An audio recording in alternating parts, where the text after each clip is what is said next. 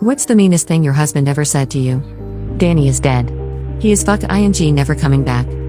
Even 10 years later, that memory still haunts me.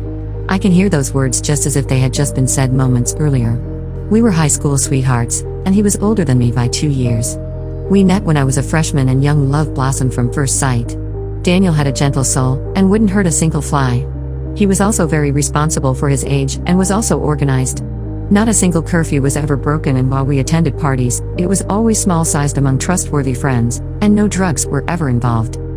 My parents adored him and saw potential in him, and his parents really enjoyed having me around and frequently invited me to their family functions whenever they came up. I was the only one who ever called him Danny, and even had asked if it was alright to call him that, to which he smiled and replied, "I'll always be your Danny." Danny was in a horrific car crash when I was a junior in late December, where he was T-boned by a truck. Driver was high on drugs and had been drinking, that ran a red light, which ended up plowing him into the light-changing post, and the force of it spun his car to where it easily could have nose-dived into the river if it weren't for a tree that caught the edge of the front end, making the car come to a standstill. He had a shattered jaw, broken collarbone, and a punctured lung.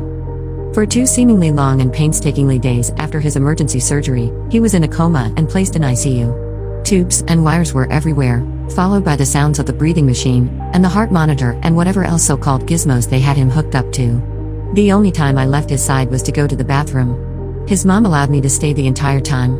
He was barely recognizable, as his face was 3 times the size it should have been. Bruises and cuts covered him, and of course again the endless supply of wires and tubes. I was never happier when he finally opened his eyes and looked ever at me, tried to smile, followed by a squeeze of my hand. My Danny had made it back to us, and he was going to be alright. After his long recovery had passed, one day he got it in his head that he really wanted to serve the country, and had romanticized the idea of being a hero, and that we would be financially set as he'd be able to afford college. His family wasn't very well off. I, while admired and always thanked veterans for serving, just had a bad feeling about Danny enlisting.